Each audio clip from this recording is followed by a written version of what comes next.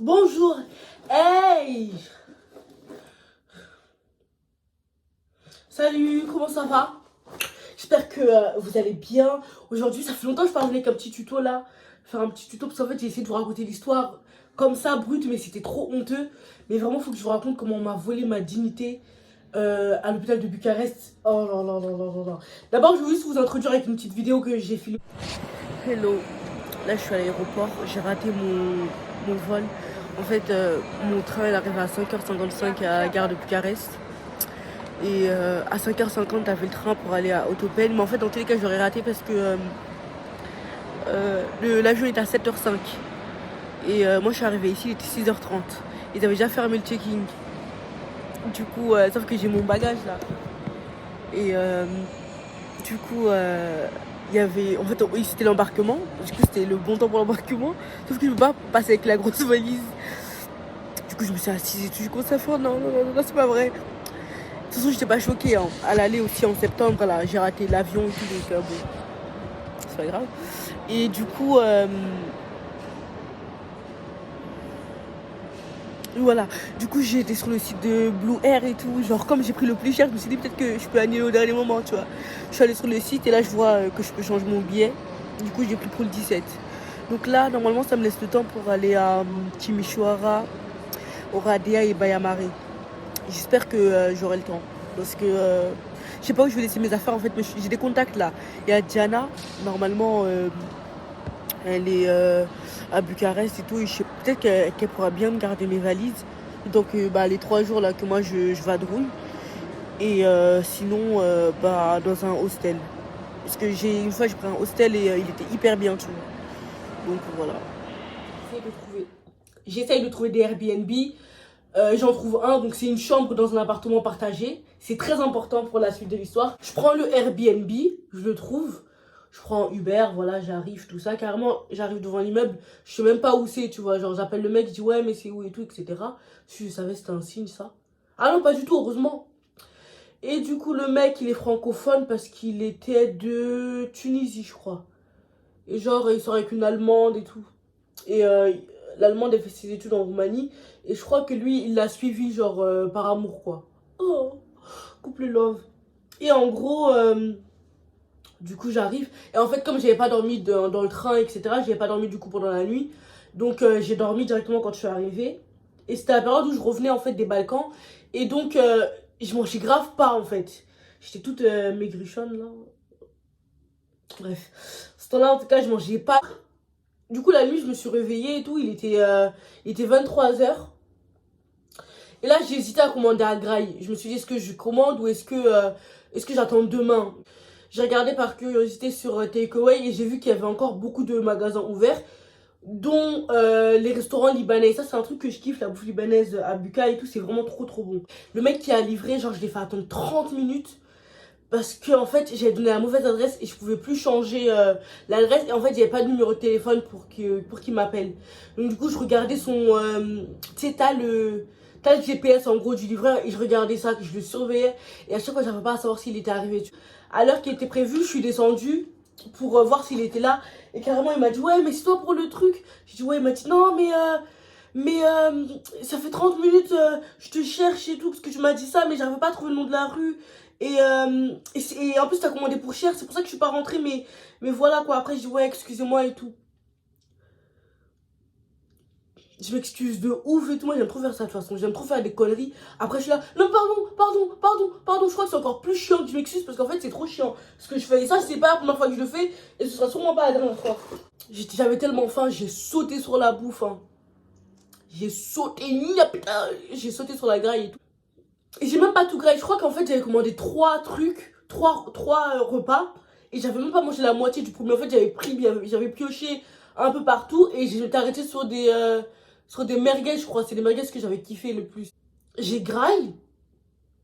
Il faut savoir que je me sentais pas bien déjà dans mon corps. Dans le sens où, je sais pas, je me sentais fatiguée. Mais vas-y, en fait, c'était expliqué vu que je mangeais pas. Et que j'étais raplapla.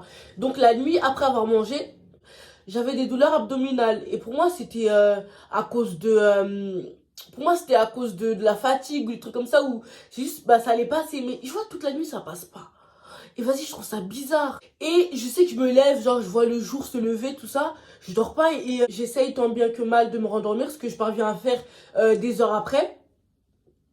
Et je vois que là, vraiment, il fait jour. Et que je suis là encore avec mes douleurs et ça passe pas. Et je me dis, oh non, et tout.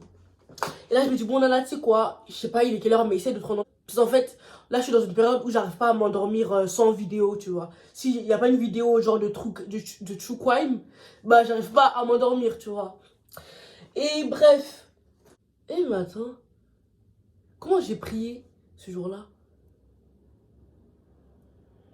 J'avais pas prié. J'avais pas prié. J'avais pas prié parce que, ok, j'ai rattrapé mes prières.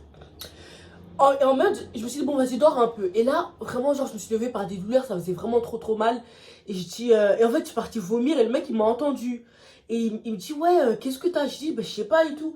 Mais j'ai trop mal. Après, il me dit, est-ce que t'appelles l'ambulance? Et là, quand il me dit ça, enfin, moi, j'allais jamais appeler, genre. Je me suis dit, bah, vas-y, genre, dis oui. Juste comme ça, tu vois. Et après, je dis, ouais, bah, vas-y, je dis oui et tout. Du coup, il appelle, l'ambulance, elle arrive. C'est une dame et un mec. Genre, elle me met des patchs partout sur le corps, là. Et elle me dit, ouais, non, tout va bien, tout ça. Elle me dit, mais est-ce que tu veux qu'on aille à l'hôpital? J'ai dit oui, parce que là, c'est bon, là, je suis rentrée dans la peau de la malade. Ça y est, de toute façon, l'ambulance a été déjà là. Je me suis dit, vu ce qu'ils vont me facturer, autant aller jusqu'au bout, tu vois. Et là, ils m'emmènent à l'hôpital, tout ça, ils mettent la petite sirène. Et l'ambulancière, elle était tellement drôle. Elle me dit, ouais, est-ce que tu veux que. Elle me dit, ouais, est-ce que tu veux que le médecin il te fasse un massage sensuel ou tu veux quoi? Je dis, franchement, j'étais KO, mais elle me faisait tellement rire, hein. Et on arrive à l'hôpital, déjà la honte, tout le monde me regarde. Je suis sur les sièges que tu pousses. Et j'arrive déjà, on me met dans la salle d'attente. On me fait attendre grave longtemps, tu vois. Ils me disent, ouais, la première question qu'ils me posent, c'est oui, est-ce que vous êtes enceinte? Là, je dis non. Après, on me ramène en échographie. Après longtemps. Et ça me fait trop rire quand même, le petit produit comme ça. Oh. J'étais en mode, ah, ça fait ça. Mais en fait, non, c'était débile, je sais pas, la sensation était grave bizarre. J'ai pas aimé. Et bref. Et c'est pas ça le croustillant. Le médecin, déjà trop beau en plus. Il est tellement beau ce médecin là. Je crois que c'est lui qui m'a réparé au moment tellement il était beau. Le peu de dignité que j'avais. Le médecin qui va jouer un rôle après, il revient, il me dit, ouais, est-ce que t'as fait l'endoscopie? Après, je dis, non, c'est quoi l'endoscopie? Il m'explique, je dis, ouais, mais est-ce que ça fait mal? Il me dit, bon, ça fait, il y a des chances que ça fait mal, mais ça va, ça fait pas trop mal. En fait, endoscopie, vous savez ce que c'est? C'est un bâton balèze, avec une caméra. En fait, elle te le rentre dans ta bouche et elle descend en bas là. Et franchement, non, c'était horrible, j'arrive pas à respirer. Elle me dit, bah, respire par le nez. Mais elle a pas compris que moi, je suis née à 8 mois, j'ai pas tout. Mon corps, il est pas 100%, il manque des parties. En tout cas, je peux pas respirer avec le nez. Et genre, bah, elle me dit, respire avec le nez. Moi, j'étais comme un poisson que t'as enlevé de l'eau là. J'étais comme ça. Elle me dit, mais non, mais respire par le nez. Mais je dis, mais. Et elle voulait pas m'écouter. Et bref, après ça, il me retourne dans la salle d'attente. Je précise que je suis arrivée à l'hôpital, il était 17h. Je retourne dans la salle d'attente et là, elle me redit, est-ce qu'il y a des possibilités que vous soyez enceinte? Je dis, bah non. Après, elle me ramène faire une échographie. Ensuite, il me ramène dans la salle d'attente. Il me ramène dans la radio, dans la salle de radio. Et là, genre, je fais des malaises. Et c'est elle, j'étais en mode, I'm going. Elle dit, mais quoi? Je dis, I'm going. Elle comprenait pas. Je me suis dit, bon, vas-y, c'est pas grave, là, tu vas mourir en paix ici, là. Bon. En plus, j'étais dans la salle d'attente. Et franchement, je suis désolée. Mais franchement, moi, les vieux, ça me dégoûte. En fait, les pauvres fripés, ça me dégoûte.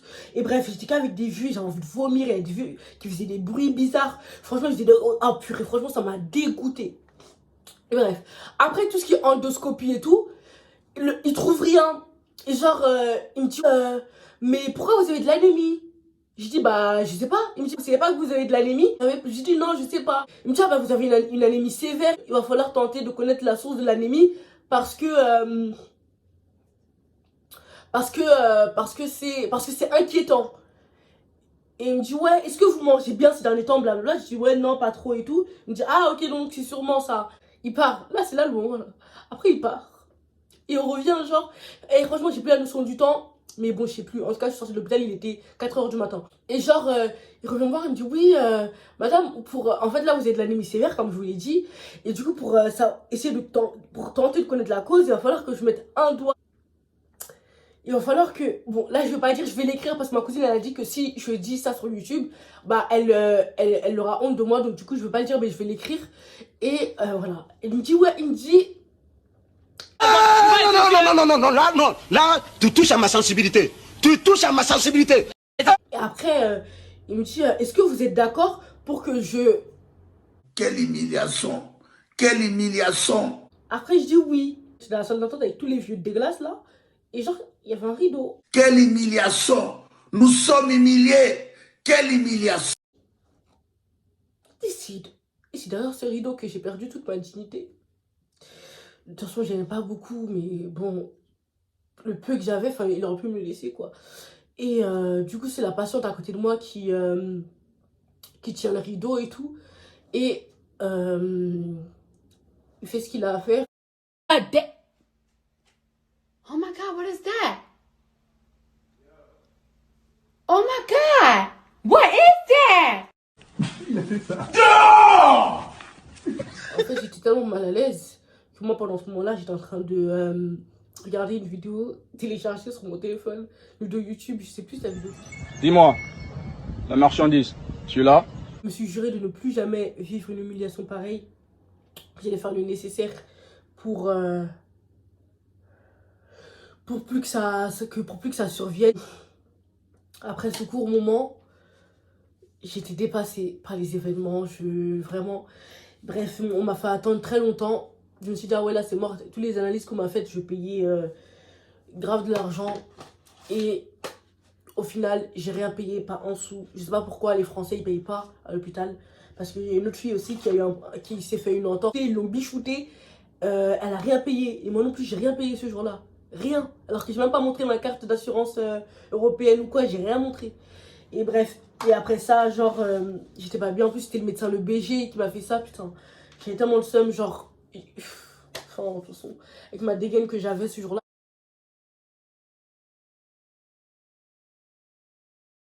Bref. Du coup, après, ils m'ont demandé, ouais, vous êtes venu avec qui? Je dis personne. Ils me demandaient, ouais, personne peut venir vous chercher? Je dis non. Du coup, ils sont trop gentils, genre, c'est un ambulancier qui m'a accompagné. Du coup, ça faisait 3 jours maintenant que j'avais rien mangé. En fait, dans le train, j'avais mangé des gaufres, quoi. Mais du coup, ça faisait 3 jours que j'avais rien mangé et que, bah, j'étais en mode mourir là. Et bref, sur le chemin du retour, l'ambulancier, il m'a déposé à un grec. Et je suis partie acheter un grec pour avoir quelque chose dans le ventre. J'ai bien graille là. Et c'est pas, je suis rentrée. J'ai vu la bouffe libanaise que j'ai commandée, elle était périmée. Genre périmée.